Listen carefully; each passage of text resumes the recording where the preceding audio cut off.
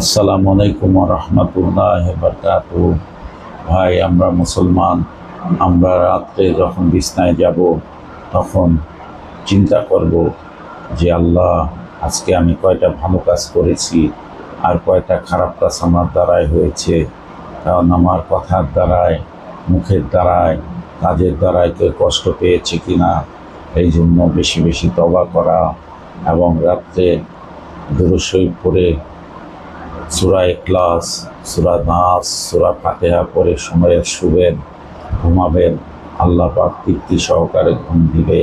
আর আমাদের মনের যা অসুবিধা, কষ্ট, সব কিছু আল্লাহর কাছে আগে বলবো। আল্লাহ হাফেজ। আসসালামু আলাইকুম। মনে রাখবেন, প্রতিদিন 8 হইতে 10 ঘন্টা ঘুমাতে হবে। 5 ওয়াক্ত নামাজ পড়বেন, 8 হইতে 10 ঘন্টা ঘুমাবেন, খানা কম